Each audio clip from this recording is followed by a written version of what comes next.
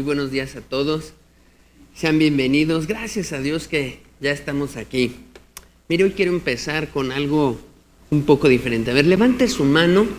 ¿Quién tiene hermanos o hermanas biológicos? De sangre. A ver, yo tengo. Muy bien. Si está aquí, en este lugar, le invito a que le dé un abrazo. Si no está aquí, saque su celular y envíele una bendición a su hermano, a su hermana. Dígale, Dios te bendiga, que el amor de Dios sea contigo. Ay, pero ¿cómo? A los que nos están viendo en internet, aproveche también el momento. Ese hermano, no, ya no lo veo desde hace muchos años. Hace años que no veo a mi hermana, mi hermano. No, además, no, ni le caigo, ya nos distanciamos. No, dile, oye, Dios quiere bendecirte. Te deseo lo mejor hoy. Bendiga a su hermano o hermana, escójalo. No, tengo 5 y quiere hacerlo, adelante.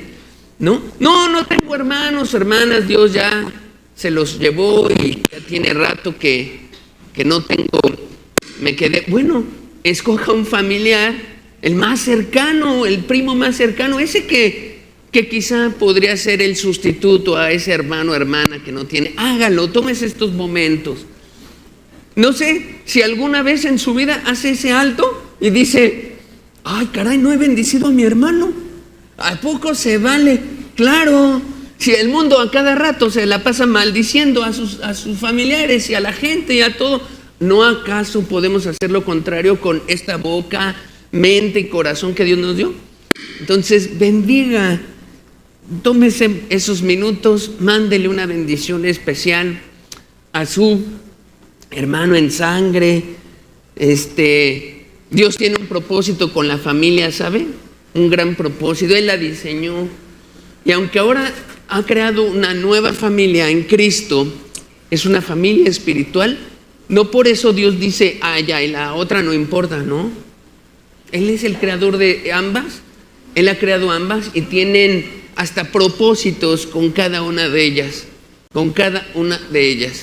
Muy bien. Pues, creo que mi hermana está aquí arriba, así que si alguien me puede ayudar y llevarle un abrazo de mi parte, y le decirle, te manda un abrazo, ¿no? Pues sería ideal, ¿no? Muy bien. Es una bendición tener hermanos. No, usted no sabe mi vida, no, mis hermanos.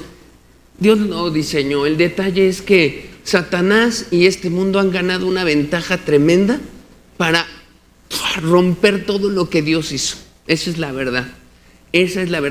El amor que debería de estar entre los hermanos, Satanás se ha encargado a través del pecado y de toda la destrucción de hacerla pedazos.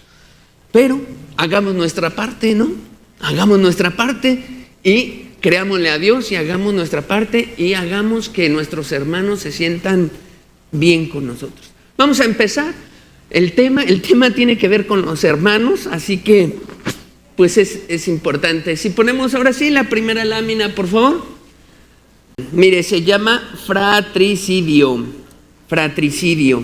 ¿Qué es el fratricidio? Según la Real Academia Española dice, es la muerte dada por alguien a su propio hermano. Es asesinar a un hermano biológico. Cuando alguien comete un fratricidio, es que mató a su hermano biológico. Es tremendo. Ahora, asesinar a una persona es algo muy horrible, es un pecado, pero requiere una cantidad de maldad y odio y perversidad en el corazón para lograr efectuar una cosa así. Saltarse muchas trancas, pero cometer el fratricidio y requiere una intensidad de odio mucho más grande. ¿Por qué? Porque mira, no sé a ti, pero hay gente que me ha hecho tantas injusticias y de repente en el trabajo y tú dices, ay, y bueno, pasas por alto, perdonas, pero cuando es alguien muy cercano a ti, como tu hermano, tu hermana, tus padres, y como que ya no es lo mismo. ¿Por qué? Como que el dolor se vuelve más intenso, ¿no? Cuando la familia es la que te acuchille, se vuelve más intenso el dolor. Bueno, déjame decirte que lo que uno acumula de odio y de dolor y eso para atreverse a hacer un fratricidio es algo intenso. O sea, si lo pudiéramos medir, se requiere más perversidad que la que los asesinos en serie hacen para hacer tanto asesinato, ¿no? De verdad. O sea, un cuate puede asesinar a otra persona por lujuria, porque le cae mal, pero cuando alguien asesina a su hermano biológico, es que la maldad llegó a tal grado que sobrepasó. Hasta ahí espero que me vaya entendiendo. Entonces, ¿qué contrario es esto con haberle dado un mensaje a nuestro hermano este día, ¿no? Y Dios te bendiga. Asesinar es un pecado horrible. Asesinar a tu hermano es algo mucho peor. Muestra un nivel de odio mucho mayor que el odio que experimenta una persona al asesinar a alguien. Vamos a ver en la Escritura casos en los que se planeó matar a su hermano, pero no lo lograron. Siguiente lámina, porfa. El primer caso, Esaú y Jacob. Lo amenaza de homicidio, Génesis del 27 del 41 al 45, pero no llega a consumarse. No traigo el texto, pero se me antoja sacar mi Biblia y leer nada más ese pedacito. No lo voy a hacer en cada una, pero ese de Esaú me llama la atención. Mire, voy a leer Génesis 27, versículo 41. Ahí está, dice: y aborreció Esaú a Jacob por la bendición con que su padre le había bendecido. Y dijo en su corazón: llegarán los días de luto de mi padre y yo mataré a mi hermano Jacob. Y fueron dichas a Rebeca las palabras de Esaú, su hijo mayor, y ella envió y llamó a Jacob, su hijo menor, y le dijo: he aquí, Esaú tu hermano se consuela cerca de ti con la idea de matarte. Vea el odio, Ahora pues, hijo mío, obedece a mi voz y levántate y huye a casa de Labán, mi hermano, en Harán, y mora en él algunos días hasta que el enojo de tu hermano se mitigue, hasta que se aplaque la ira de tu hermano contra ti y olvide lo que le has hecho. Yo enviaré entonces y te traeré de allá. ¿Para qué seré privada de vosotros ambos en un día? Oiga, qué pasaje, ¿no? Ese pedacito tan cortito, no lo mató, no llegó a consumarse, pero la intención estaba, el odio, todo. Ahora, no voy a revisar la historia porque si no aquí nos quedamos, pero usted con calma, ¿qué llevó a eso, a Esaú? ¿Qué llevó a ese odio, no? ¿Qué llevó a esa intención? ¿Qué lleva a acumular tanto odio o tanta maldad en el corazón para que uno intente cometer el fratricidio? Es algo terrible. Satanás gana ventaja en todo eso. Ni cree que no estaba a gusto, ¿no? O sea, imagínense si se logra el plan de Satanás, lo que siembra, ¿no? Todas las ideas que te mete en la cabezota y se logra concluir ese fratricidio. ¿Qué pasaría? La promesa se viene abajo, porque Esaú y Jacob eran los hijos de Isaac, que venía uno de ellos, iba a salir la promesa de darle continuidad a lo que Dios había dicho. Claro que Satanás siempre tiene propósitos para hacer que dos hermanos en la sangre y espirituales se rompan. Claro, siempre lo tiene. Siempre lo tiene. El otro caso es José y sus hermanos. Vaya, ese ya no me voy a entretener, pero oiga, intento de asesinato termina en una venta, porque Dios tenía propósitos, pero esos amigos lo querían matar. Fratricidio. Ahora, pero la Biblia sí registra 3 casos espeluznantes, horribles y perversos y de una maldad tremenda. Solo hay 3 casos en la Escritura, o sea, para que vea el grado de odio que se necesita, donde se consumió el fratricidio, se llevó a cabo. Siguiente lámina, por favor. Veamos entonces dónde la Escritura nos dice lo siguiente. Primer caso, Caín y Abel. No solo fue como el primer asesinato, no, aquí es si lo analizamos desde una situación sociológica, psicológica, desde muchos ángulos, desde ahora de la ciencia, estamos hablando de una cosa tremendísima, ¿no? O sea, el primer homicidio, pero no solo fue eso, un homicidio de magnitudes altísimas y perversas, y por celos, ¿no? Por envidia espiritual que tuvo Caín hacia su hermano, porque no había sido recibida bien su ofrenda y la de sus hermanos. ¡Ay, qué fuerte está esto! El siguiente caso, tal vez ese es menos conocido, se ha leído la Biblia en el libro de los Jueces, un libro que causa mucho temblor. Bueno, ahí está el caso de Abimelech, cómo mata a sus 70 hermanos en una piedra. 70 hermanos. ¿Qué nivel de maldad, de insensibilidad, de frialdad espiritual se requiere para asesinar a 70 de tus hermanos? Pero era en la época de los jueces. Ya creo que esto nos deja ver, si algún día estudiamos juntos el libro de Jueces, nos debería de dejar ver como el grado de maldad en el que estaba el pueblo de Israel, lo que se respiraba tan fuerte, porque estamos viendo a un hombre cometer 70 fratricidios, ¿no? Cadena perpetua 70 veces, 70 cadenas perpetuas al menos. Es tremendísimo. Y vamos a hacer un estudio minucioso para que vean lo que implica en el corazón ese grado de perversidad. Siguiente, y es el que nos pone a temblar en el día de hoy y es el que vamos a estudiar a fondo, es Absalón hacia su hermano Amnón. Hermanos, hijos de David, Absalón mata a Amnón para vengar la violación de Tamar. Qué tremendo. Esos son los tres casos, no hay otros. Hay otros intentos, otros como de medios hermanos, pero aquí son hermanos, no medios hermanos, porque aquí Absalón y Amnón son medios hermanos, pero muy, muy ligados a través de David. Pero hay otros casos que no son tan directos en relación. Estos son los tres casos espeluznantes de un nivel de perversidad enorme que se cometió que describe las Escrituras. Qué tremendo, ¿no? Ahora, todo esto que pasó, una vez más apela a lo que hemos estado viendo desde hace 8 días. Hace 8 días empezamos a estudiar el capítulo 13 de Segunda de Samuel y empezamos como uno de sus hijos, Amnón, por la lujuria, llevó a violar a su hermana Tamar, ¿no? Y vimos que las pasiones que tenemos nosotros también las tienen nuestros hijos, y que si no nos guardamos de nuestras pasiones, eso brota en las pasiones de ellos. Entonces, siguiente lámina, le recuerdo el principio que vimos. Tú tienes pasiones, tus hijos también.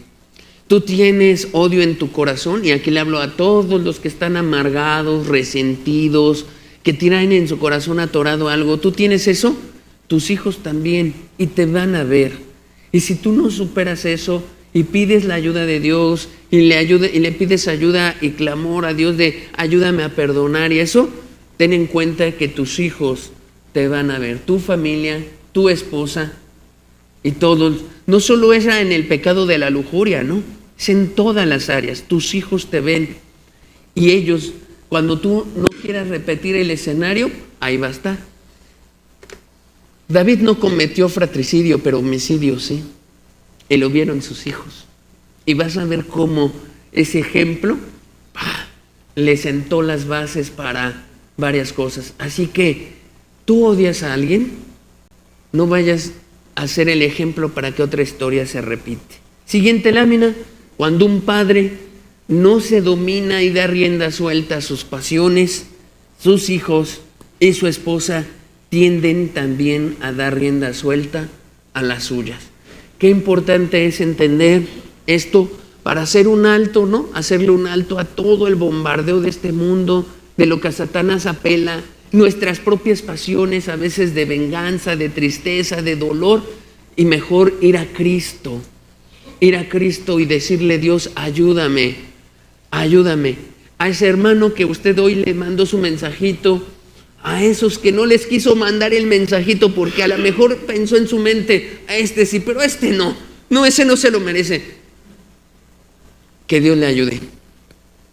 Porque si usted tiene pasiones, también los que están bajo usted, mejor es perdonar.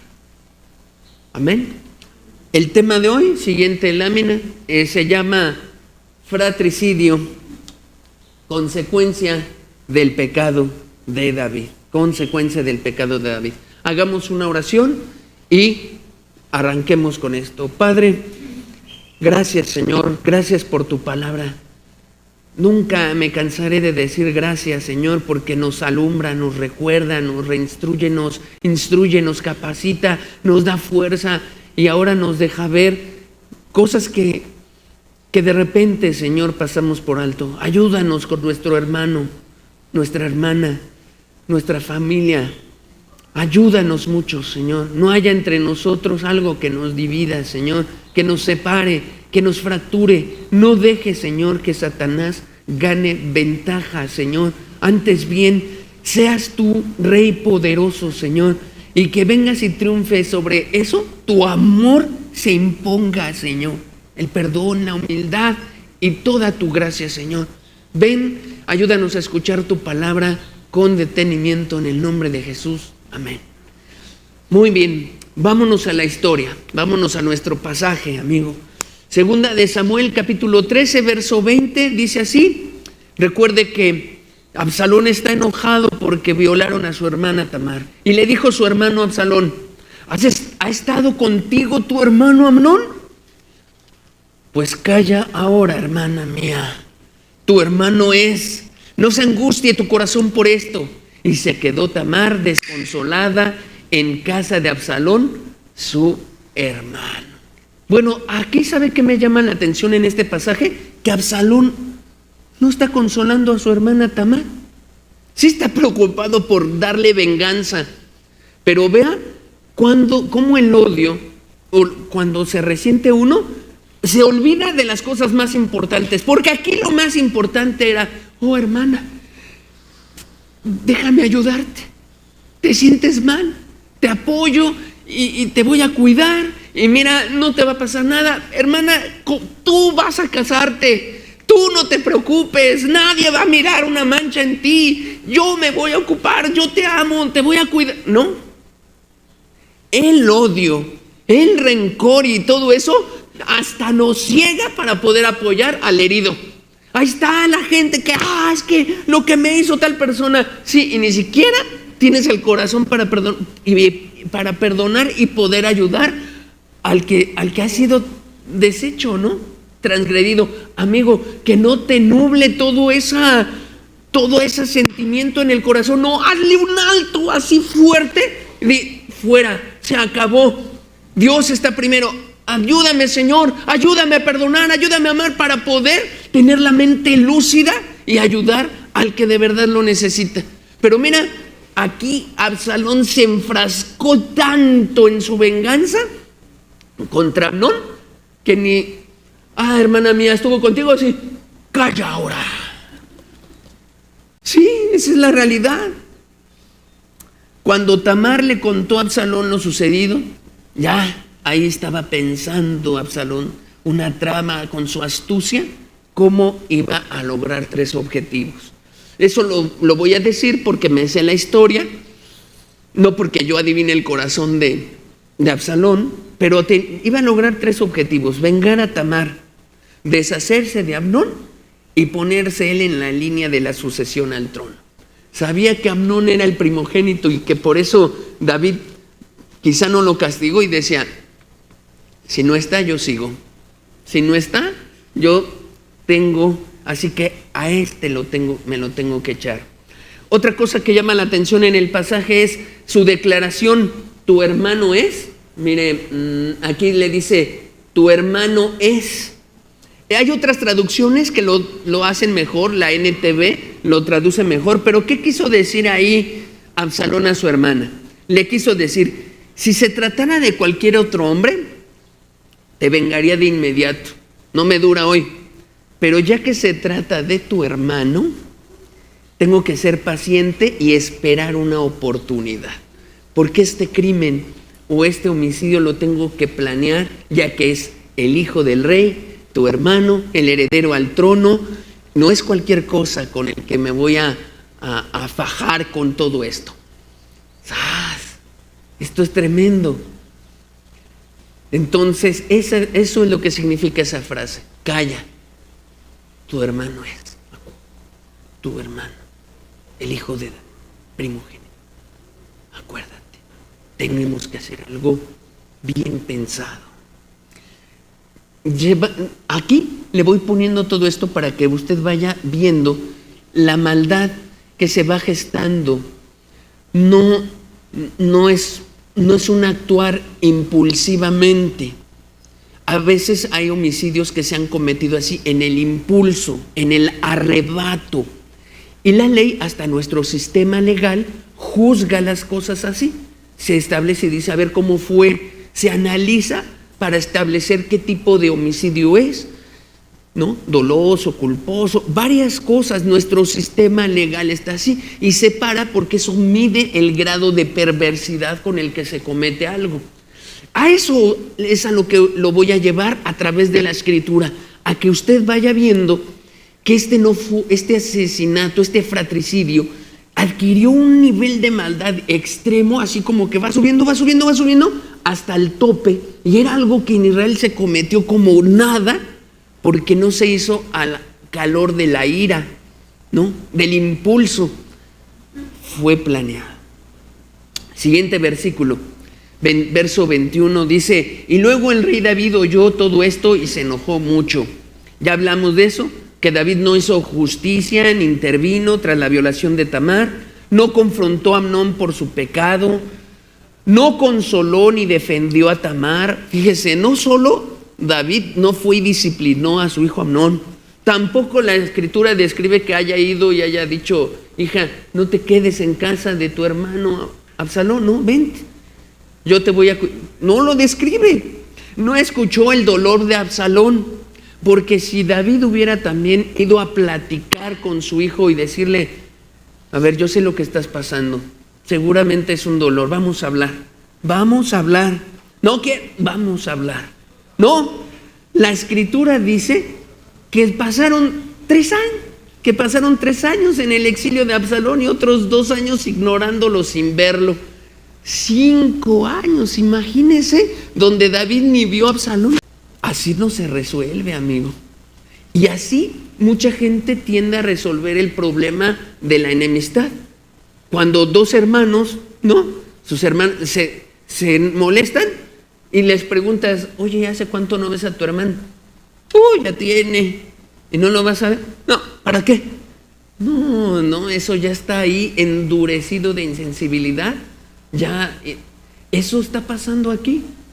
David no se preocupó, está fallando grandemente en varias cosas como papá, como autoridad de esa familia. ¡Qué tremendo! Esta es una paternidad ausente emocionalmente. David no solo falló como rey, sino como padre. No protegió, no disciplinó y no restauró. 3 cosas importantes: no protegió, no disciplinó porque tenía que haber disciplinado, y no restauró. Y aquí es donde yo hago un llamado también. Hay 2 extremos en este mundo. Un extremo es abusar luego de disciplina con los hijos, ¿no? Y se daña y caemos en autoritarismo severo. Pero el otro extremo también es un llamado de los padres que no, ya no voy a disciplinar, no lo vaya a dañar. Y dañas a otros, a los hermanos, a los otros a los que son dañados. Aquí David dijo: no, yo no voy a disciplinar. Vas a tener consecuencias graves. Los extremos no son nada buenos, nada. Aquí David se fue al otro extremo y ya no quiso disciplinar, y ve la cantidad de errores que va a cometer como padre de familia. El versículo 22. Mas Absalón no habló con Amnón ni malo ni bueno, aunque Absalón aborrecía a Amnón porque había forzado a Tamar, su hermana. ¿Qué versículo tan más importante? Mas Absalón no habló con Amnón ni malo ni bueno. ¿Y a qué me arroja este pasaje? Bastante. Hay que hablar, hay que hablar, hay que platicar, hay que hablar y volver a hablar y volver a platicar. Y si se atoró algo, hay que platicar y hay que hablar. Y si Amnón no iba a estar dispuesto porque el cuate seguramente estaba en su soberbia después de haber violado, pues Absalón tenía recursos. Me traigo a mi padre y le digo, vamos a hablar con él. Me traigo a mis otros hermanos, vamos a hablar con él. Y vamos a hacer que esto se arregle. Pero mire, esta es la primera cosa en donde Satanás gana ventaja para destruir una familia, para destruir algo. ¿Cuál? Que la gente no quiere hablar, que la gente no está dispuesta a hablar y a decir, quiero resolver el problema. No, es más fácil decir, ya me voy fuera, me largo de aquí. Es más fácil eso que sentarse y decir, vamos a platicar.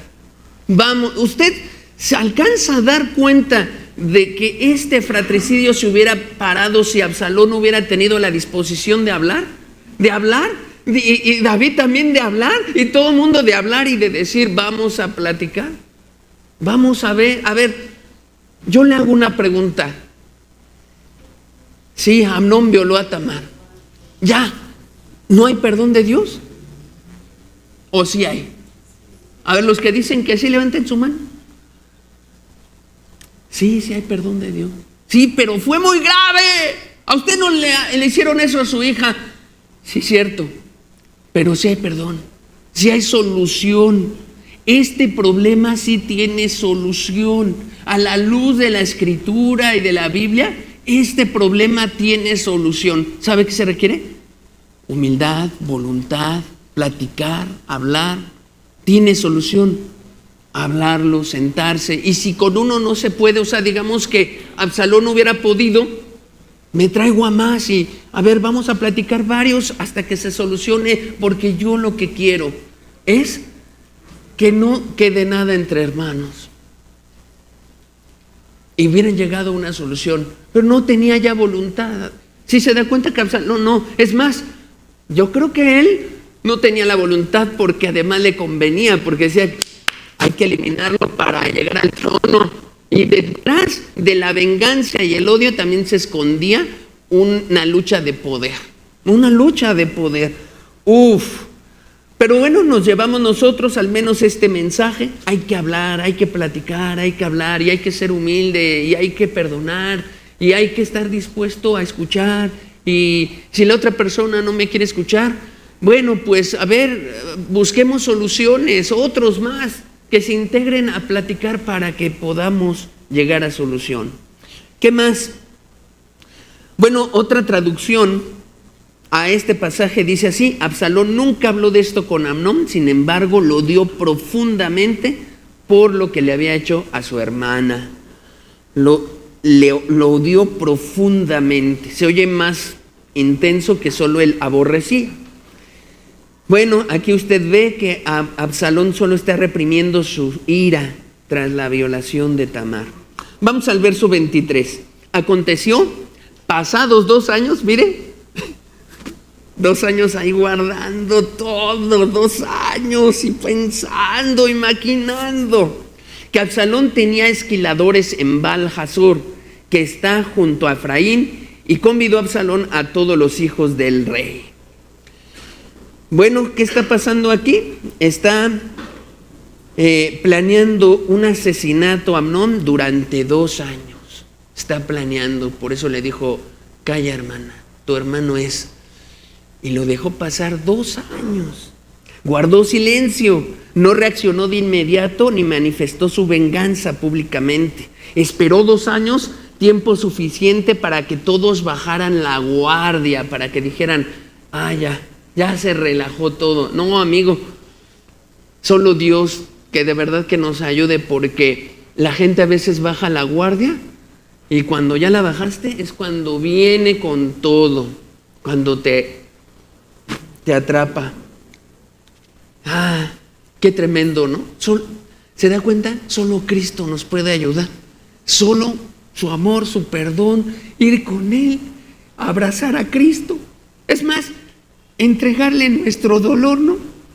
Nuestra tristeza a Cristo, sabiendo que Él padeció y que sufrió y que vivió y que sufrió traiciones, injusticias, que le dolió lo de Judas, que le dolió lo de sus hermanos. Nos puede entender solo Cristo, solo Jesús. Hay solución, amigo, hay solución. No estamos sin nada. ¿Hay solución para todo esto? La hay. El chiste es tener la voluntad. Aquí este hombre esperó 2 años a que bajara la guardia y no fue impulsivo. Revela esto una frialdad emocional, una naturaleza calculadora, rencorosa y un autocontrol externo. Porque mantener la sonrisa fingida 2 años se requiere control externo. Se llama también hipocresía, pero se requiere mucho control. Se requiere mucho control externo. Por dentro estás como una olla que hierve y quiere explotar. ¿Te imaginas en esos 2 años cuántos encuentros como familia tenían? Y el Amnón, soberbio, arrogante, ¿no? Después de haber violado a la hermana, sentándose ahí como que todavía hasta más mujeriego quizá, hasta más. Y el otro, para no dar ninguna señal de odio y que su plan se tramara. ¿Se da cuenta? Y entonces es ahí donde tú le preguntas a las personas, ¿por qué no buscas a Dios y dejas tu pecado? No se puede dejar el pecado. Se pierde el control. Cuando lo haces por odio no lo pierdes. ¿Se da cuenta cómo hay personas que pueden tener dominio propio para abstenerse de algo por intereses egoístas? Y ahí sí tienen control de sí mismo porque no te conviene. Pero para Cristo, ahí sí. No se puede, hermano. Todos caemos, todos somos humanos y flaqueamos. Pero para odiar y para fingir, ahí sí se puede tener autocontrol. Pues ahí Absalón lo tenía. Y tenía una herida emocional demasiado fuerte. Aquí te voy mostrando ese nivel de maldad y obscuridad en la que está. 2 años y con esa capacidad de autocontrol y de manifestar alegría ante el que odiaba. De manera en la familia, no cualquiera lo logra. Se requiere un ajuste mental impresionante para lograr eso. Se requiere maldad tremenda en el corazón para lograr eso. Muy bien, siguiente lámina, porfa. Es el mismo verso, pero subrayando otras cosas. Dice ahora que tenía esquiladores en Baal-Hazor. Bueno, eso de esquiladores es cuando esquilan a las ovejas, y el esquileo es una ocasión de celebración en el pueblo de Israel. Cada vez que se hace ese evento es motivo de festejo, de fiesta, de celebración, y estaba Absalón preparando ese evento tan especial. Y le dijo, después de 2 años, tengo esquiladores en donde tengo todo mi rebaño, en Baal-Hazor, que está junto a Efraín, y quiero invitar a todos los hijos del rey, a todos los quiero invitar. Es un momento entonces él está planeando un banquete que es algo festivo y que va a reducir la vigilancia, porque es de festejo. Ahora vamos a mirar un mapita rápido. Siguiente, mire, aquí está Jerusalén y a unos 20 kilómetros hacia arriba está Baal-Hazor. Entonces lo está invitando aquí en Jerusalén a sus hermanos, al rey David, y camino hacia Baal-Hazor, pues hay unos 20 kilómetros. No es así como que se entera David de algo y corre, ¿no? A ver, rápido, vamos, y en 10 minutos llego. No, pues es quizá hasta de un día o medio día de camino en la mulita o los animales de transporte que tenían. Entonces, esto es bueno, nos ilustra, luego un mapa así geográfico nos ilustra y nos da idea de dónde estaba planeando estratégicamente todo. ¿Qué iba a hacer? Voy a hacer fiesta aquí arriba y voy a disminuir la vigilancia. Aquí no está mi padre, no está nadie de guardia, no están vigilando, estoy lejos, cualquier cosa puedo hacer y tener control. Todo lo que está pasando en la mente de este hombre, todo lo organizó. 2 años le llevó una mente criminal, la verdad. Bueno, Absalón eligió un escenario perfecto, fuera de Jerusalén, sin protección real, en su territorio, control total. Son otros factores que muestran que todo esto fue un plan. Verso 24, y vino Absalón al rey y dijo: he aquí tu siervo tiene ahora esquiladores. Yo ruego que venga el rey y sus siervos con tu siervo. Fíjate aquí lo enorme que es Absalón. Y vino Absalón al rey y dijo: he aquí tu siervo tiene ahora esquiladores. Yo ruego que venga el rey y sus siervos con tu siervo. Está invitando a David. ¿A poco se va a atrever a hacer esto en frente de su papá? No, él sabía que iba a ser rechazado, él se la intuía, pero así creó más ambiente de confianza. Si le estoy diciendo a mi padre ven, es porque todo está bien, todo está en orden. Qué estrategia de este amigo tremenda. Si David hubiera aceptado, él tenía que haber puesto plan B en acción. Si va el rey, esto va a ser lo que van a hacer. Si llega a ir el rey, van a llevarlo a tal lado, van a hacer esto. Pero él tenía que crear un ambiente de tanta confianza para hacer que todo mundo bajara la guardia. Bajara la guardia, estuviera relajado. Eso lo hace una mente criminal, llena de mucha maldad. ¿Qué más? Bueno, usó al propio David como mediador para que Amnón asistiera, lo que refuerza la idea de seguridad. La táctica de Absalón era: el enemigo no sospecha, cuando uno sonríe. El enemigo no sospecha cuando uno sonríe. Y así hay mucha gente, lamentablemente. En este mundo hay mucha gente así, que te da una sonrisa pues para hacerte bajar la guardia y darte puñaladas por la espalda. Que Dios nos ayude.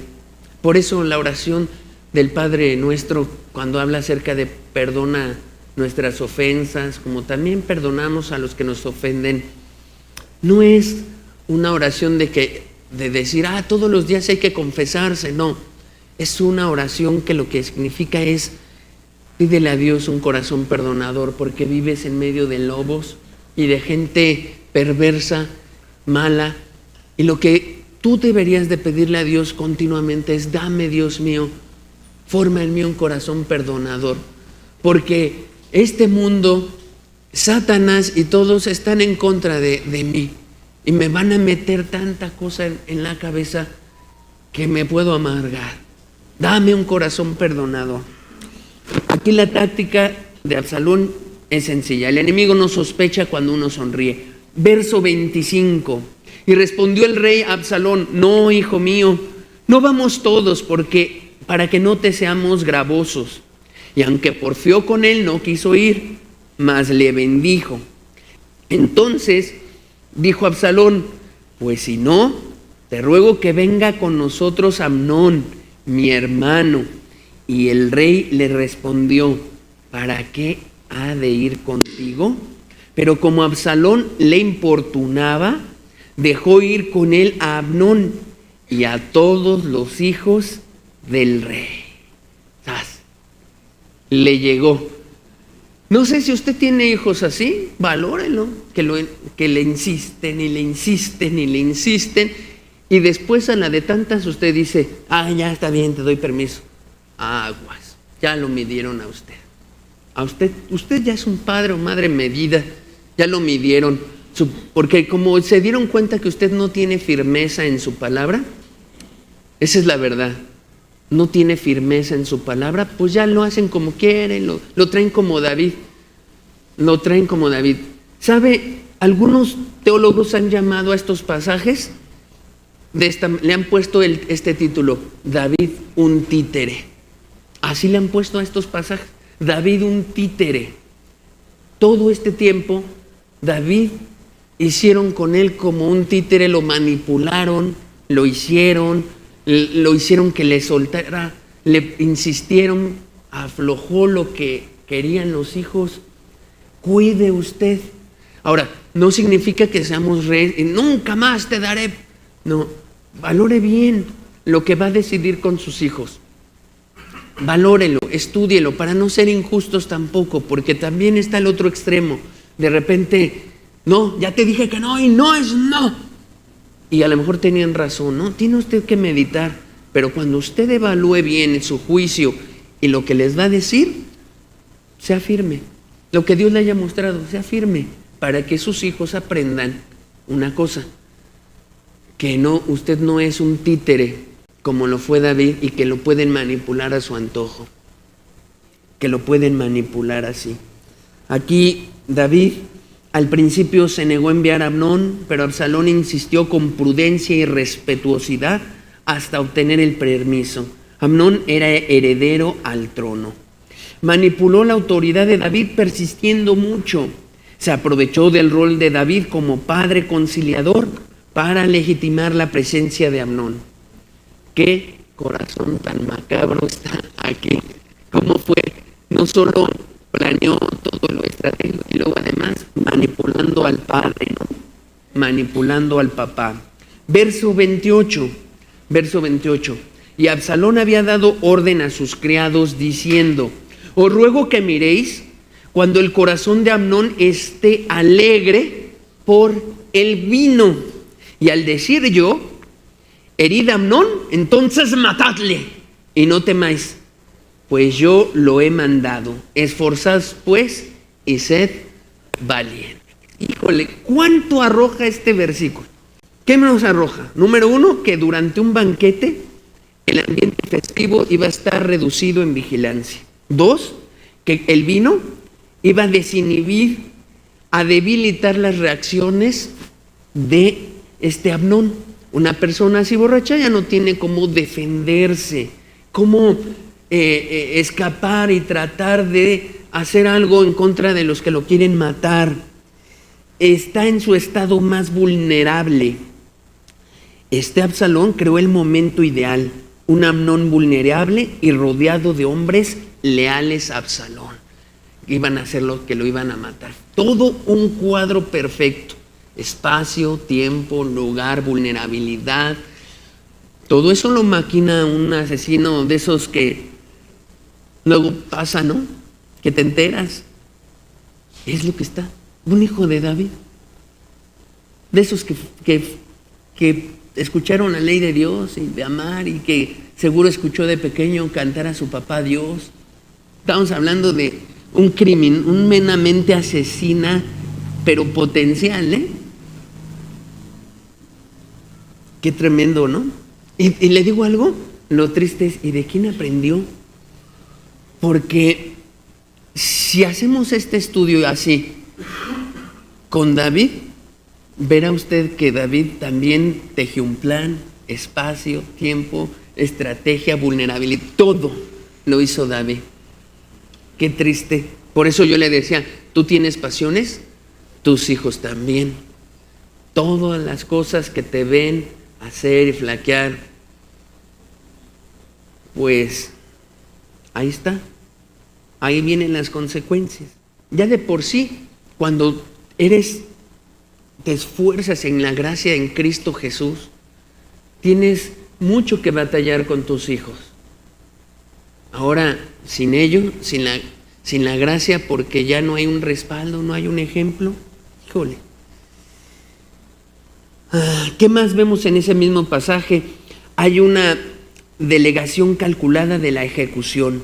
Fíjate que no lo mató con sus propias manos, sino creó un grupo de gente que ya estaba lista. Él iba a tener las manos limpias de su hermano, pero era el que organizó todo, era el maestro de todo. Así operan luego muchos. Así operó su papá. Tampoco su papá mató a Urías, lo planeó para que terceros lo mataran. Ve hasta dónde llega la maldad y toda la imitación, ¿no? ¿Qué más? Ordenó a sus siervos que actuaran solamente con Amnón cuando estuviera ebrio.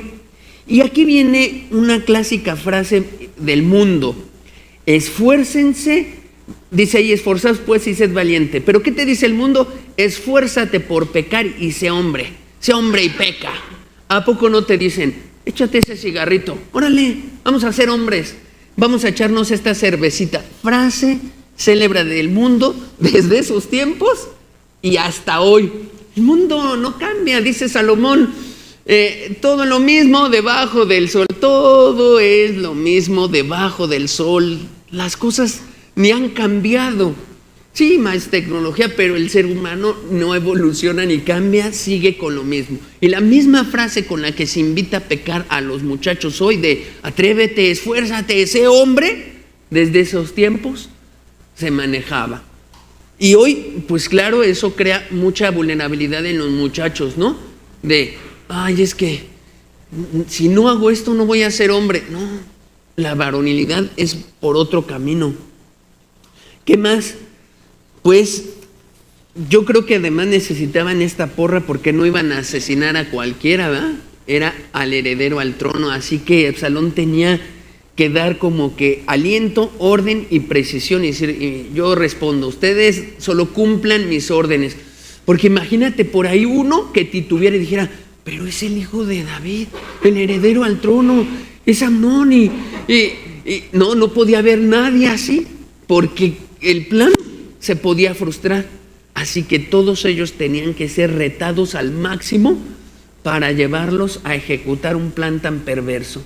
Verso 29, y los criados de Absalón hicieron con Amnón como Absalón les había mandado. Entonces se levantaron todos los hijos del rey y montaron cada uno en su mula y huyeron. Entonces, ¿qué pasó? Lo asesinaron. Aquí ya en el verso 29, lo asesinaron. Nos deja una cosa clara, no debes obedecer si alguien te pide pecar. Eso que nos quede claro a todos. No podemos obedecer al esposo, no podemos obedecer a los padres si nos piden pecar, ¿no? Así de fácil. A veces no entiendo a las mujeres. Algunas mujeres me dicen, no, es que fíjese que, pues es que mi esposo, esto, y les digo, pues obedece. La escritura dice que te sujetes. Ay, no, pero ¿cómo voy a hacer eso? Y luego llegan y te dicen, es que hice esto porque mi esposo me dijo que lo hiciera. Y le dije, pero si eso está mal, la Biblia dice que está mal. Pues no, que hay que sujetarse. Y se sujetan para las cosas que son pecado. Y para las cosas que no, ahí sí. No, porque me tengo, él es un tirano, así pasa. Eso es un corazón que no quiere realmente obedecer a Dios. Bueno, ¿qué más? Como su padre Absalón utilizó otras manos para hacer la tarea y en un momento cuando la víctima menos lo esperaba. Así también Urías. Su padre David tramó el asesinato de Urías Eteo y logró sobrevivir. ¿Por qué no iba a sobrevivir su hijo Absalón? O sea, ¿qué aprendió Absalón de todo el caso de su papá? Dijo, se lo echó, se quedó con la mujer. No pasó nada. A mí, ¿por qué me tiene que pasar si además soy el hijo del rey? Pues no. La impunidad es algo tremendo en la sociedad, amigo. La impunidad y todo. Por eso Dios tenía que venir con una reprensión hacia David fuerte, porque Dios sabe que si él no ejecuta su disciplina, su juicio sobre el ser humano, híjole, esto ya cómo estaría. Gracias a que hay gente que teme a Dios, aunque no sea cristiana, pero tiene temor a Dios, es que este mundo todavía está en paz.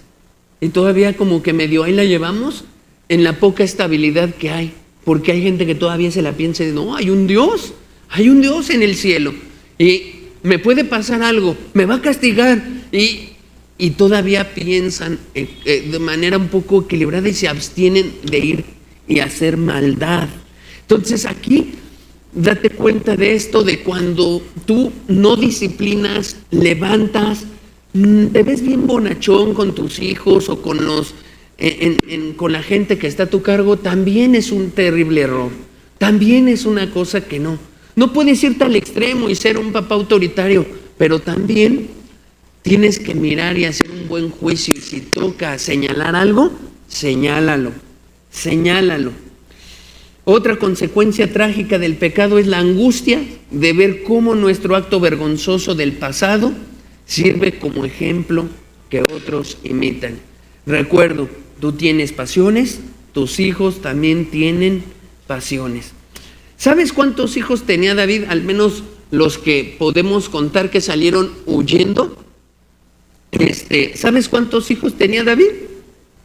19, al menos, según Primera de Crónicas 3, del 1 al 9. Cuando ahí dice, se levantaron todos los hijos del rey, al menos unos 18 ahí. ¡Pum! No eran poquitos, ¿eh? No eran poquitos. Muy bien, ahora sí la siguiente. Así de manera rápida, te haré un análisis legal para medir el grado de perversidad de este fratricidio.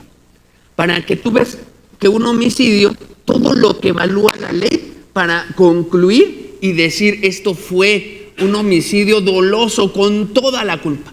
Se necesita la premeditación, la alevosía y la ventaja. Yo de chavo siempre oí esas tres palabras. Me las decían hasta mis papás, decían, es que tú actúas hasta las tres, pero nunca me dijeron qué significaba. Y yo, ¿qué es eso de la alevosía, no? Bueno, hoy vamos a clarificar eso y verás tú cómo este homicidio tocó todo eso y adquirió un valor pero tremendo. Premeditación hace referencia a que el agresor pensó el crimen antes de cometerlo. A eso se refiere. Hay planificación previa, no es algo repentino. La persona se prepara mentalmente, busca el momento, las herramientas a la manera de hacerlo, implica intención deliberada.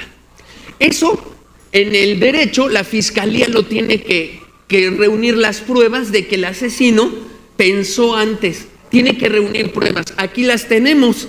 Vemos cómo escogió el espacio, la gente. Tenemos todas las herramientas para decir eso. Siguiente lámina. Absalón pensó el crimen antes de hacerlo. Esperó 2 años desde la violación de Tamar, guardando rencor en silencio. Organizó un evento, la esquila de ovejas, con un propósito oculto, que Amnón asistiera. Buscó el permiso del rey David para traer a Amnón, lo que muestra que todo estaba programado. Y número 4, dio órdenes anticipadas a sus siervos sobre cómo y cuándo matarlo. Esto cumple en la premeditación. Tremendo. Porque ya estudiaremos en algún momento, cuando la Biblia dice no matarás, estudiaremos la ley de Dios y veremos a qué se refiere exactamente Dios, porque hay veces que tú lees eso en la Biblia y ves cómo el pueblo de Israel mató a uno, mató a otro y ¿qué pasó? No, ahí Dios se está refiriendo a algunas cosas que se deben cumplir para calificarlo de verdad de lo que está prohibiendo, y una de esas cosas es esto: premeditación. Se planea la ejecución así. Muy bien, siguiente. Alevosía significa que el agresor asegura el ataque de modo que la víctima no pueda defenderse. Fíjate bien, esto es interesante. Para calificar de alevosía una cosa que se hace, tiene que estar la víctima en una vulnerabilidad. Es decir, se aprovecha de una situación de indefensión de la víctima. Se usa el traición, el engaño o la sorpresa para que sea muy vulnerable. Se hace que la víctima no tenga oportunidad de proteger su vida. Tienes que crear las condiciones de tal manera que la víctima no se pueda defender. ¿Cómo se logra? Algunos ejemplos: atacar mientras la persona duerme es una alevosía. Disparar por la espalda es otra alevosía, porque de esa manera la gente no se puede defender, ¿no? Está vulnerable. Otra es simular amistad para atacar de golpe. Bueno, Absalón, ¿cómo aseguró la alevosía? Invitó a Amnón en un ambiente familiar y festivo, una celebración donde nadie sospecharía. Ordenó atacar cuando Amnón estuviera ebrio, lo que garantizaba su indefensión. Y Absalón simuló amistad e incluso afecto para que Amnón bajara la guardia. Vea todo lo que... Yo no creo que en ese tiempo hayan estudiado el derecho, pero este amigo ya cumplía con reunir todos los requisitos por el grado de maldad. Hoy, con la ayuda de las leyes, la ciencia, tú puedes ir evaluando esto, ir viendo si hay las pruebas suficientes y cómo calificarías esto. Y entre más cumple, ya cumplió premeditación, ya cumplió alevosía. Ahora vamos a ver la siguiente. Entonces adquiere un grado tremendo de maldad. Amnón no estaba armado ni acompañado de sus propios guardaespaldas. Llegó así, relajado a la fiesta. Conclusión, el ataque fue sorpresa, aprovechando el momento en que la víctima estaba borracha y vulnerable. Vamos al último, ventaja. El agresor tiene superioridad física, numérico o de recursos. Esa es la ventaja. Que tengas una superioridad física o numérica, más gente o de recursos. ¿Qué facilita matar? Puede ser mayor fuerza, un arma frente a alguien desarmado, varias personas contra una, aprovechar una condición física o mental limitada de la víctima. Ejemplos: una persona armada contra alguien sin armas, golpear a alguien que está enfermo o incapacitado, muchos atacando a uno solo. ¿Cómo cumplió Absalón la ventaja? Contaba con sus propios siervos armados, totalmente leales a él. Ellos superaban en número y poder a Amnón, quien estaba solo. Absalón controlaba el terreno, su propiedad, lo que le daba dominio total de la situación. Y la intoxicación del vino dejó a Amnón sin resistencia física. Absalón entonces tuvo ventaja numérica, táctica y física sobre Amnón. Sí califica, ¿no? Sí califica. Ahora, pues está bien, hoy aprendimos algo, que Absalón cumple todo, ¿no? Legalmente para un fratricidio. No, vayamos a algo profundo. ¿Por qué dijo Jesús que vienen los homicidios? ¿Por qué? ¿Qué dijo Jesús acerca de eso? Dijo: oíste que fue dicho, no matarás. Pero yo os digo, cualquiera, ¿no?, que se enoje contra su hermano, que empiece a acumular odio, ya es un homicida. Ya está habiendo eso. ¿Qué le falta a esa persona? El tiempo para ir haciendo lo que Absalón dijo. Ir tramando un plan, ir haciendo algo, ir maquinando. A veces las personas no se atreven a ir contra ese agresor porque les da miedo, hay otra pasión, ¿no? Y les da miedo, tal vez no encuentran la alevosía para lograrlo y decir, pues, o tal vez porque no han escalado hasta esa maldad y Dios los está ayudando y deteniendo. Pero si tú sigues con ese rencor, un día te vas a echar a alguien. Esa es la verdad. Y además lo vas a hacer de una manera como este hombre. ¿Qué se necesita para llegar a cometer un homicidio? ¿Qué se necesita? Jesús lo resumió en odio en el corazón. No perdonar, guardar rencor.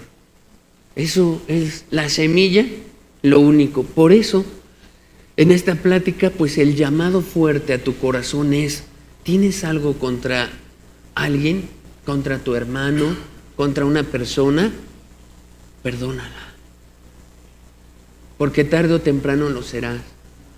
Por algunas personas no lo ejecutan de manos, pero, por ejemplo, he conocido a gente que se desquita de sus padres en el último momento. ¿Cómo le hacen?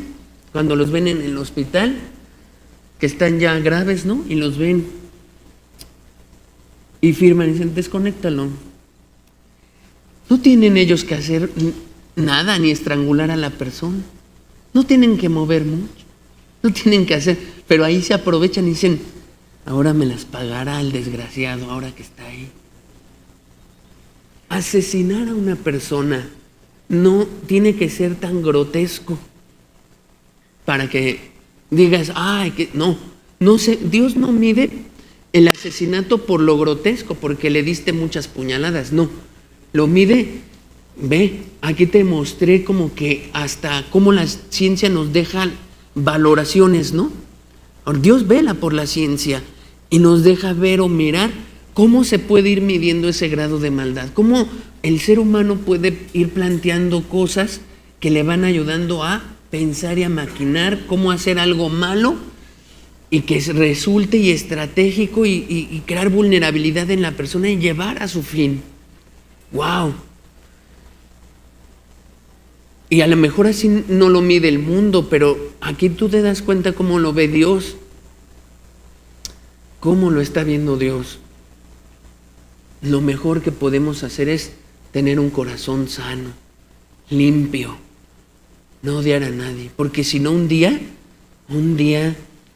tú no es que tú vayas a ahorcar a alguien, ¿no? Pero un día puedes tomar la decisión para dañar a otra persona, ¿no? Llevarla a la muerte. ¿Por qué? Porque había odio en el corazón, había odio. Fíjese que si esto se lo aplico, por ejemplo, al aborto, ¿no? A un asesinato de los más crueles, piense en, hay premeditación, se planea, ¿no? ¿A poco no? Se planea, se selecciona el día, los instrumentos, todo. Hay alevosía. ¿Qué quedamos que era la alevosía? Bueno, un ataque de modo que la víctima no pueda defenderse. Es alevosía también contra ese bebé indefenso. ¿Hay ventaja? ¿Cuántos contra el pobre, no? Los médicos, la enfermera, todos los que están ahí asistiendo, profesionales, en capacidad física. Es decir, un aborto es una cosa de homicidio, pero que escala a niveles de lo más horrible. Cumple con premeditación, alevosía, ventaja sobre un indefenso. ¡Qué tremendo! Y así empecemos a analizar cosas de todo esto, ¿no?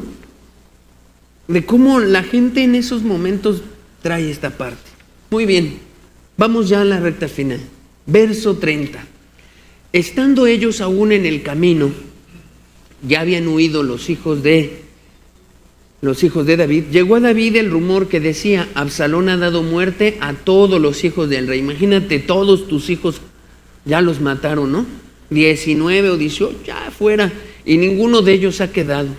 Entonces, levantándose David, rasgó sus vestidos y se echó en tierra, y todos sus criados que estaban junto a él también rasgaron sus vestidos. Pero Jonadab, ese que aconsejó a Amnón, el primito ese perverso que le dijo viólala de esta manera, apareció aquí. Pero Jonadab, hijo de Simea, hermano de David, habló y dijo: no diga mi señor que han dado muerte a todos los jóvenes hijos del rey, pues solo Amnón ha sido muerto, porque por mandato de Absalón esto había sido determinado desde el día que Amnón forzó a Tamar, su hermana. Caray, ¿cómo sabes tú esa información? ¿Cómo tú sabes? Bueno, aquí David estaba quebrantado, aquí David estaba deshecho, estaba con la idea de que todos sus hijos los habían matado, y seguro que no tuvo la mente y la lucidez para frenar y decir: a ver, ven acá, muchachito, sobrino mío, ¿no? ¿Cómo tú sabes esa información? ¿Cuándo tú te enteraste de esto y no lo comunicaste? Pues no lo hizo. Entendemos que estaba en un momento crítico y nada más lo único que quería saber era si sus hijos vivían o no. Pero este amigo, algunos teólogos y comentaristas dicen al respecto que Jonadab lo que quiso es quedar bien con David, porque él había sido cómplice de la violación de Tamar. Entonces él está aquí como que ayudándole a David y no se preocupe, rey. No, mire, y ese amigo, no, desde hace tiempo se planeó, está tratando de quedar bien con David. ¿Por qué? Porque él tiene una cola que le pisen. Verso 33 dice: por tanto, ahora no ponga a mi señor el rey en su corazón ese rumor que dice: todos los hijos del rey han sido muertos, porque solo Amnón ha sido muerto. Dice: y Absalón huyó. Entre tanto, alzando sus ojos, el joven que estaba de atalaya miró, y aquí mucha gente que venía por el camino a sus espaldas del lado del monte. Y dijo cuando el rey, he allí los hijos del rey que vienen, así como tu siervo ha dicho. Cuando él acabó de hablar, he aquí los hijos del rey que vinieron, y alzando su voz lloraron, y también el mismo rey y todos sus siervos lloraron con muy grandes lamentos. Fue un momento muy desgarrador. No era cualquier cosa, era un fratricidio y pues no sé cómo estaría tu casa si te enteras que 2 de tus hijos se matan, ¿no? Bueno, uno mata al otro, creo que sería desgarrador, ¿no? Siguiente versículo. Mas Absalón huyó, otra vez lo enfatiza la Biblia, y se fue a Talmai, hijo de Amiud, rey de Gesur, y David lloraba por su hijo todos los días. Así huyó Absalón y se fue a Gesur y estuvo allá 3 años. Ahí puse la ruta, mira, aquí estaba el Hazor, y toda esta ruta es la que, por donde se fue Absalón y huyó hasta esta parte que es Gesur. Hasta allá se escapó. Ahora, ¿por qué hasta allá, no? ¿Qué? ¿Allá había escondites, cuevas secretas? No. Según el comentarista William MacDonald dice lo siguiente: Absalón huyó bajo pena de muerte a Gesur, en Siria, donde vivía su madre y donde estaba Talmai, su abuelo materno, que era rey, y vivió 3 años ahí en Gesur. Allá estaba Talmai. Agrega William MacDonald que ahí también ya estaba la madre. No sé si ya era una de las esposas de David que mejor se fue para allá, pero bueno, de lo que sí sabemos es que Talmai estaba allá, el abuelo materno, ¿no? Como rey. Y Amnón era mayor que Absalón y hasta su muerte era el sucesor del trono. Ya muerto Amnón, Absalón tenía sueños de ascender al mismo trono. Ahora, en ese comentario que hace William MacDonald, pues es que aquí había como un interés tremendísimo político. ¿Qué pasa si el rey de Gesur, Talmai, logra poner a Absalón acá en Jerusalén como rey, su nieto? Pues yo soy el abuelo, ¿no? Y pues ya agrandé mi reino, ¿no? O sea que por fines políticos convenía bastante. Por eso pues tú puedes ahí hacer implicaciones y decir, es probable que el abuelo Talmai haya sido cómplice. Es más, a lo mejor hasta le ayudó en esos 2 años y cuando hagas esto, te vienes para acá y te recibo. Es probable. ¿Le convenía al menos políticamente? Pues sí, si lograban quitar de ahí a David y poner un nuevo reino donde comandara, le convenía bastante. Ahora, ya vamos al cierre. ¿Qué onda con David aquí? Algo anda mal con David. Y te voy a decir que, en lugar de perseguir a Absalón, ¿no? David tenía los mejores hombres de guerra. Ya lo hemos platicado en muchas ocasiones. Tenía los mejores. David pudo haber dado la orden, seguirle, ¿no? Y agárrenlo. ¿Tenía o no tenía con qué David? Claro, tenía caballos, tenía mejores estrategas, tenía gente. No tenían que ir por el camino, lo podían unos por acá, otros por allá. Y estudiando el lugar, decían, lo vamos a agarrar aquí. Este es el punto, ustedes por aquí. Era fácil. Nunca hizo eso David. No lo hizo. No aplicó la justicia. Pero dice la Escritura, se la pasó llorando 3 años. 3 años. Se la pasó llorando por su hijo. ¡Qué tremendo! Algo raro está aquí en David. Dice el verso 39. Y el rey David deseaba ver a Absalón, pues ya estaba consolado acerca de Amnón que había muerto. Quería ver a Absalón, pero no se ve que para castigar su homicidio. David, amigo, un hombre conforme al corazón de Dios, falla realmente como padre. Parece que todo el discernimiento se le fue a David. Una vez que cayó, ya no se levantó igual. A lo mejor eso son palabras muy duras, tal vez no vienen en muchos comentarios bíblicos, pero a mí, después de observar toda su historia de David que hemos platicado ya en esta enseñanza, que es la 24 de David, a mí me deja esto algo. David ya no fue el mismo. Dios lo perdonó sus pecados, pero ya no fue el mismo. La lucidez, la sabiduría, el discernimiento para muchas cosas, como que se le perdió, se le acabó, empezó a fallar como padre. Fíjate, no juzgó a Amnón y Amnón estuvo 2 años sin recibir ningún castigo. Porque dice ahí que 2 años fue planeado el crimen. 2 años de no decirle, mira hijo, te voy a decir algo, al menos el trono no lo tienes. Ni eso. 2 años sin nada. ¿Qué le sucedió?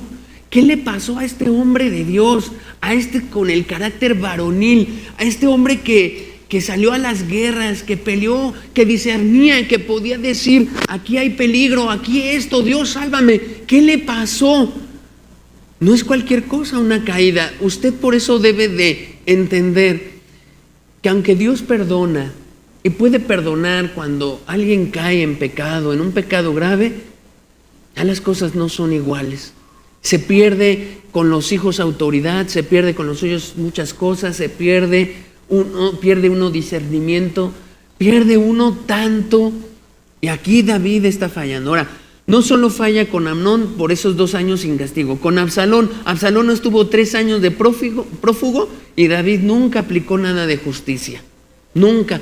Imagínate ahora 3 años y solo él llorando. Ambos usaron, y hay otra cosa importante, ambos, tanto Amnón y Absalón, usan a David para cometer sus metas pecaminosas. ¿A cómo? ¿No acaso fue Amnón el que le dijo a David, que venga mi hermana Tamar, mira, échame la mano papá, y el cuate mandó a la hermana? ¿Y no acaso Absalón fue el que le insistió, que venga Amnón, déjalo venir a la fiesta? En las 2 cosas trataron al padre como un títere, le insistieron, lo dominaron y hicieron lo que quisieron con su papá. Si se da cuenta, David no es el mismo.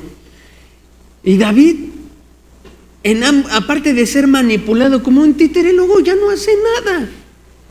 Y eso pasa, luego algunos papás, eso pasa con sus hijos. No sé, llega un momento en que, pues ya, no hace nada a partir de ese momento, todo, porque pierden como que todo se les va, ya no vuelven como a disciplinar, no vuelven a poner reglas, ya no ponen esto, se vienen abajo por el pecado, las caídas, el discernimiento. Que Dios nos ayude, amigo. No es cualquier cosa.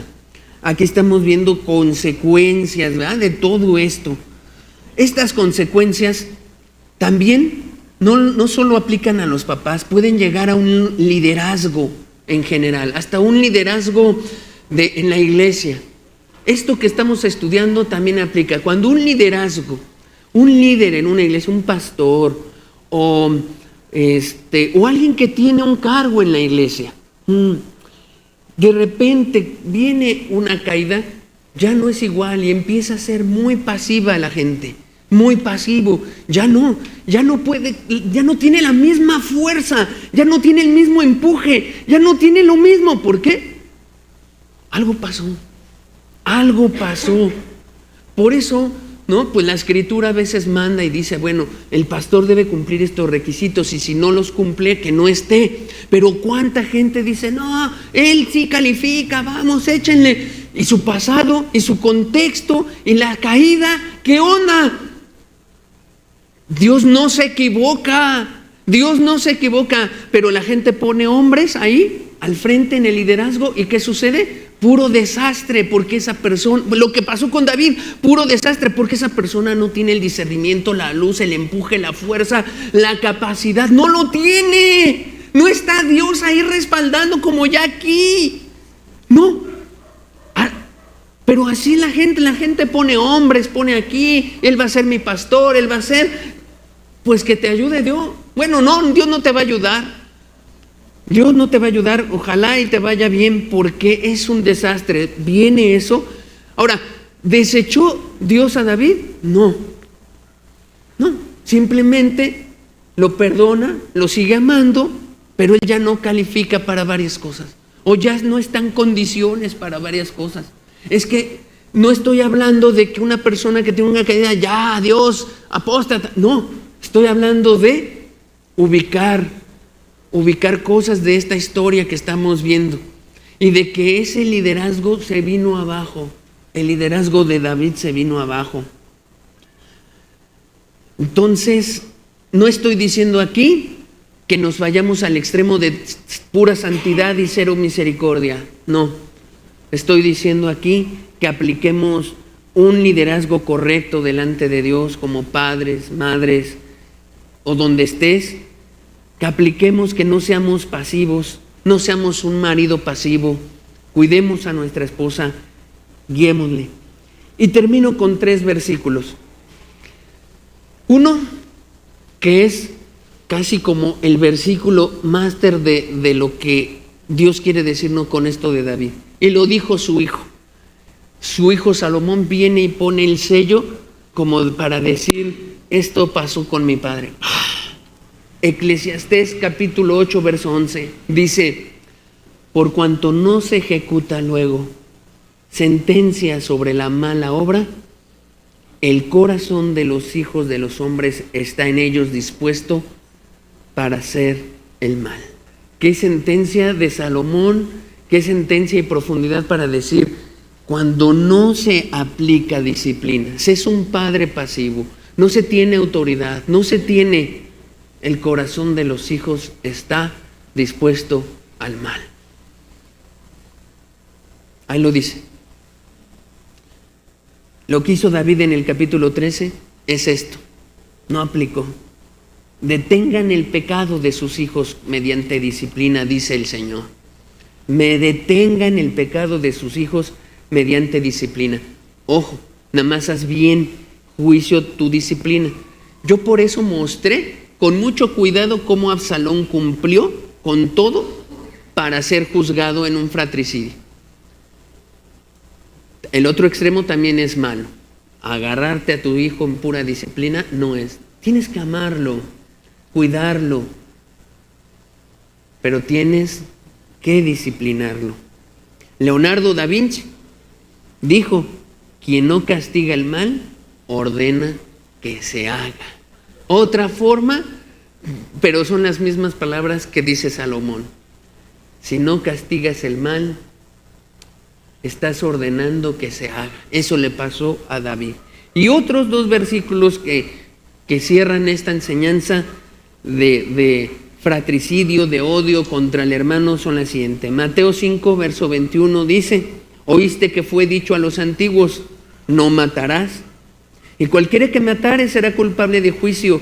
Pero yo os digo que cualquiera que se enoje contra su hermano será culpable de juicio, y cualquiera que diga necio a su hermano será culpable ante el concilio, y cualquiera que le diga fatuo quedará expuesto al infierno de fuego. El pecado de fratricidio, de homicidio y de cualquiera empieza en el corazón con el odio. Ahí empieza, ahí empieza. Jesús lo dijo claro, ahí está la semilla. La semilla del asesinato es guardar rencor, amargura en el corazón, odio. Si tú lo tienes, eres un asesino potencial, dice Jesús. Y además estás dando un ejemplo a tus hijos de un día hacerlo. Y primera de Juan 3:15, y todo aquel que aborrece a su hermano es, lo dice la Biblia, y todo aquel que aborrece a su hermano es homicida. Y sabéis que ningún homicida tiene vida eterna permanente en él. Amados, amémonos unos a otros. Amémonos unos a otros, perdonémonos, tengamos un corazón limpio, porque esto que desmenuzamos de un asesinato y que pareciera lejano, hoy se puede cometer con nuestros hermanos. Usted tiene hermanos en su familia, perdónelos. Usted tiene hermanos en Cristo, perdone todo. Porque el homicidio contra el hermano se llama fratricidio y es de lo peor que hay en la Biblia. Amén. Oremos, demos gracias a Dios. Señor, gracias por tu palabra, Señor. Ayúdanos, Señor, en el corazón. Ayúdanos de verdad, Jesús, que no haya ningún pleito con nuestro hermano, Señor, con nuestro prójimo, con ninguna persona, que no haya nada, Señor, que esté metido en el corazón con ira. Y si la hay, Señor, ayúdanos a perdonar, como tú nos has perdonado. La fuerza del perdón está en ti, en que tú nos perdonas primero.